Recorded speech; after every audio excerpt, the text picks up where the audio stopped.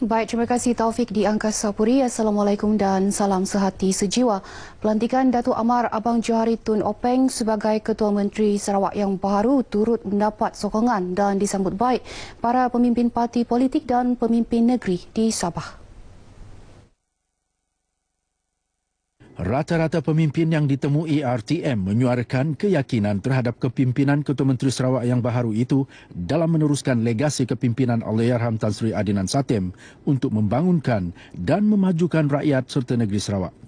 Bagi kami dalam PBS ini adalah pelantikan yang tepat dan kami yakin dengan kebolehan beliau, pengalaman beliau, juga kerjasama yang beliau telah tunjukkan sebelum ini bahawa Sarawak akan terus maju untuk meneruskan perjuangan negeri. Jadi bagi pihak MCA, selalu masyarakat Cina yang akan khawatir terhadap pelantikan CM baru memang dari segi prinsip amalan politiknya.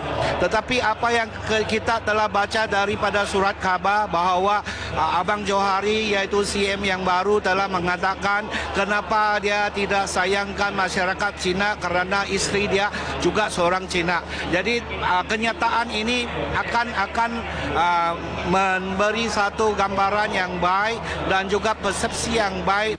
Pemimpin negeri turut menyatakan sokongan terhadap kepimpinan Datuk Amar Abang Johari berdasarkan pengalaman luas beliau dalam arena politik dan kerajaan. Saya percaya beliau ini mampu untuk meneruskan apa yang telah dilakukan oleh Ketua Menteri yang lalu, mengangkat martabat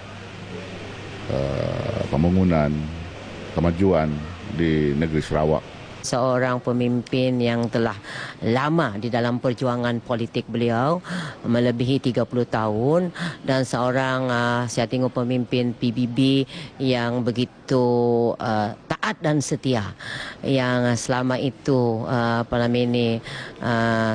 sentiasa bekerja keras dan sentiasa taat kepada kepimpinannya, dan akhirnya telah tiba masa untuk beliau berada di tempat nombor 1 di negeri Sarawak.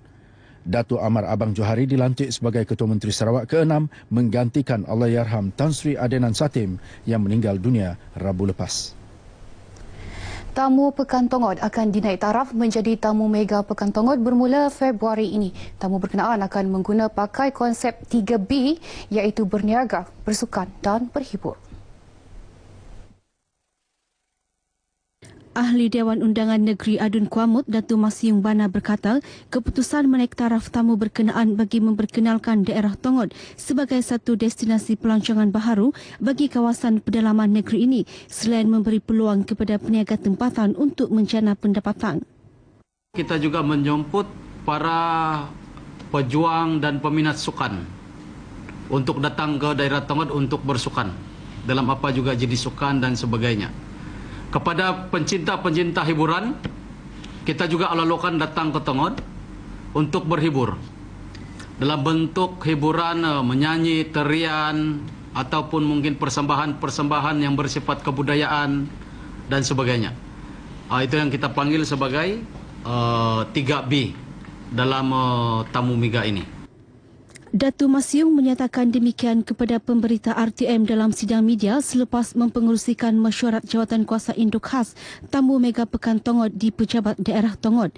Hadir sama Pegawai Daerah Tongot Robert Stidi. Beliau yang juga pembantu Menteri Belia dan Sukan berkata, tamu Mega Pekan Tongot akan diadakan 2 bulan sekali pada hari Khamis minggu ke-4 bermula pukul 2 petang hingga 10 malam.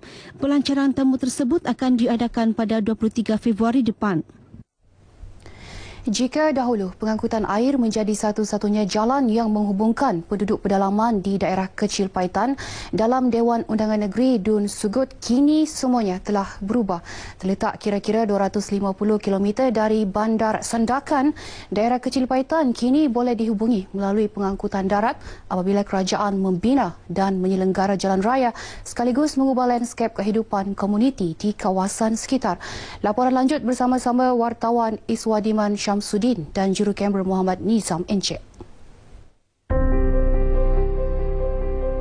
Menerusi projek menyelenggara jalan perhubungan desa di bawah Kementerian Kemajuan Luar Bandar dan Wilayah, kehidupan rakyat luar bandar kini menjadi lebih selesa sejajar dengan transformasi yang dilaksanakan kerajaan untuk membantu peningkatan tahap sosioekonomi penduduk luar bandar dengan menghubungkan jalan-jalan kampung ke jalan utama. Selain itu, klinik kesihatan, sekolah, masjid serta surau, pusat-pusat riadah serta kemudahan awam yang lain juga dapat dibangunkan. Mengucap syukur juga dan berterima kasih sebab dengan adanya jalan ini kami dapat mengeluarkan hasil dengan mudah.